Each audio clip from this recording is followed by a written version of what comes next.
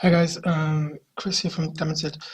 Another story today. Chemicals ignite at flooded plant in Texas. Harvey's devastation lingers. The Washington Post has the story here about a chemical plant which ignited. Here's the video. I tune into In the early hours of Thursday at a chemical plant outside of Houston damaged by floodwaters. The Arkema facility in Crosby, Texas, makes organic pesticides and stores volatile compounds that need to be kept refrigerated. The facility lost power on Sunday. Last night we proactively were able to evacuate about a 1.5 mile radius around the Arkema chemical plant, for example, to make sure people were safe in anticipation of any problems. 2 blasts were reported on Thursday, and a sheriff's deputy taken to hospital after inhaling fumes. In a statement, the company saying authorities agreed the best course of action is to let any chemical fires burn out. Meanwhile, Houston's fire and rescue workers face a much larger task. After days of desperately trying to rescue Houston residents trapped or fleeing floodwater, on Thursday, the city dead. We shouldn't generally see any city's reservoirs to prevent undue pressure on dams and spillways. Since the reservoir is at peak, we shouldn't generally see any higher amounts of water in this area right here. So if water is not in your house in these areas right behind us, it probably will not get into your house. The storm forced 32,000 people into shelters since it came ashore Friday. Harvey was the most powerful hurricane to hit Texas in 50 years. Houston wasn't prepared. The government wasn't prepared. The mayor wasn't prepared. A Reuters survey of satellite imagery and property showing $23 billion worth of property. Okay. So 2 big stories: chemical plant problem, contamination, maybe, and whatnot. Mandatory evacuation in the vicinity. And then the dam and spillway, so far it seems it's under control, but if you check my channel and look up the news, there's possibly another disturbance, depression, storm, maybe even hurricane upcoming in the next week. And so maybe the region will receive more rain in the coming days, in the next week and beyond. So if you are from the region, you need to monitor the situation. And back to the story. So here's the official press announcement from the plant owner or representative. What we have going on, it's not a chemical release that's happening. And I want to be clear about that. This isn't a chemical release. What we have is a fire. And when you have a fire where hydrocarbons, these chemicals are burning, sometimes you have incomplete combustion and you have smoke. And any smoke is going to be an irritant to your eyes or your lungs or potentially your skin. Yeah, so it possibly can cause liver damage. So you don't really want to get into touch with this stuff. And because the flooding water was so high and it destroyed the refrigeration and then the compounds. It is called organic peroxide, ignited. There was also a fire and they had problems. Quickly turn to the story here. Our hydrant, which was underwater, we had a little bit of challenge finding the hydrant that was underwater. The exposure surrounding the house that was burning, it was nearly... Yeah, so there's a lot of going on still, besides floodwater receding in the area, in the Houston metro area. And I will link to this article so you can get all the details. It's a kind of big story, full coverage in the Washington Post.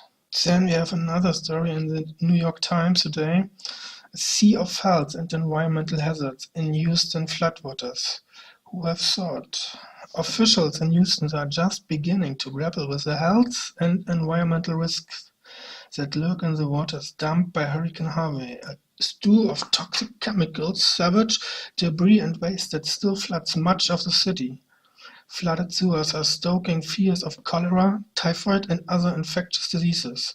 Runoff from the city's sprawling petroleum and chemicals complex contains any number of hazardous compounds, lead, arsenic, and other toxic and carcinogenic elements may be leaching from some 24 Superfund sites in the Houston area. Wow. Porfirio Villarreal, a spokesman, I don't know if a spokes is I pronounced his name right anyway, for the Houston Health Department said the hazards of the water enveloping the city were self-evident. Get this, there is no need to test it, he said. It's contaminated. There's millions of contaminants. He said health officials were urging people to stay out of the water if they could, although it's already too late for tens of thousands. Too late for tens of thousands. So possibly tens of thousands of people are contaminated with. We are telling people to avoid the flood water as much as possible. Don't let your children play in it. Don't touch, wash it off. Remember, this is going to go on for weeks. Be concerned. Flooding always brings the danger of contamination and disease. This inundation, which could put nearly 30% of the nation's fourth largest city underwater, will pose enormous problems, both immediately and when the waters finally recede. Dr. David Percy, Houston's Director of Emergency Medical Services, said officials were monitoring the drinking water system and the sewer system, both of which he said were intact so far, but hundreds of thousands of people across the 38 Texas counties affected by Hurricane Harvey use private wells, according to an estimate by Louisiana State University researchers, and those people must fend for themselves. Okay, well water is at risk for being contaminated. Harris County, home to Houston, hosts more than 2,000 former toxic waste sites designated under the Federal Superfund program. The sites contain what's in water protection is called legacy contamination, lead, arsenic, polychlorinated biphenyls, benzene, and other toxic and carcinogenic compounds from industrial activities many years ago. This is bad. This is really bad. Cassie Bluefeld Daniels grew up just block. Avoid the plant. No, 16. I just wasn't so fearful for what I mean. This is going to be a travesty. The contamination could be going anywhere. Look at this here. As the guy said, you really do not have to test to know that this is the worst kind. And this literally will end up anywhere and will eventually end up in the food chain. Microbes ingest, animals ingest,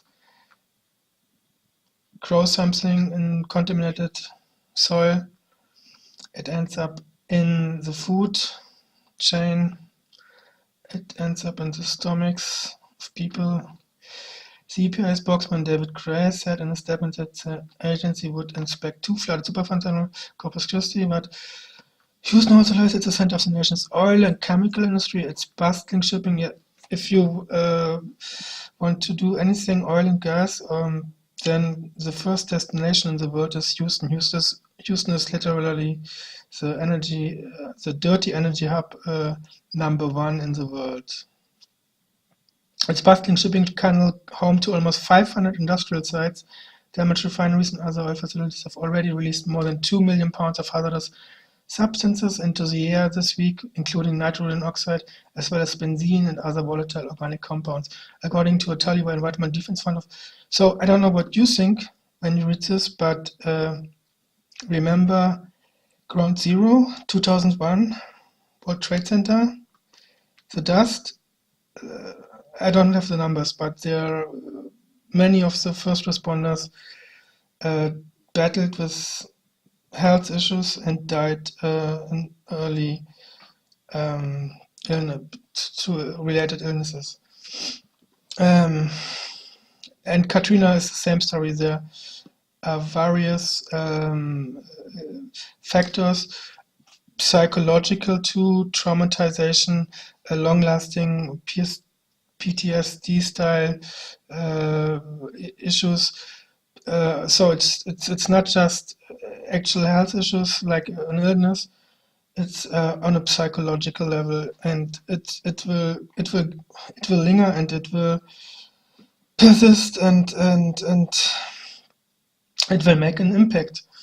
So this will not be over in a year. This will go on, and this is okay. Maybe this area is lucky and they don't have the next 10-20 years something similar, but this is also very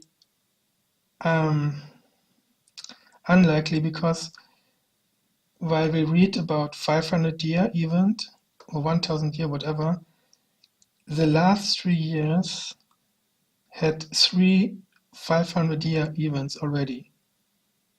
You do the math, all right?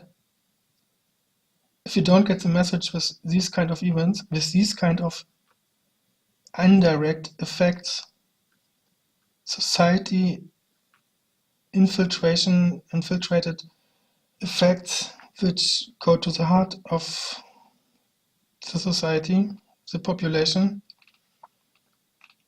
If you don't understand, if you don't get the memo, then climate change will literally destroy you. Not today, not tomorrow, but slowly, progressively.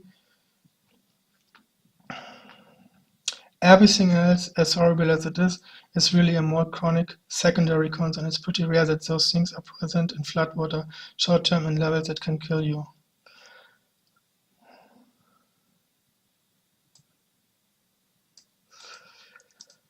Okay, so there are short-term impacts from contaminated water, drinking water, specifically from wells. So don't be very careful if you ingest well water. But he also was worried about people who had 3 or 4 feet of water in their houses and would not realize that all the pesticides and other products they keep under the sink would now have contaminated their houses. After Katrina, when the floodwaters receded, we had to go around to assist communities to pick up debris and leftover chemicals like propane tanks, pesticide containers that were compromised in household hazardous waste. The water is going to be polluted. You know that from the get-go. So, very bad, and likely to get worse. People were safe in anticipation of any problems. 2 blasts were reported on Thursday, and a sheriff's deputy taken to hospital after inhaling fumes. In a statement, the company saying authorities agreed the best course of action is to let any chemical fires burn out.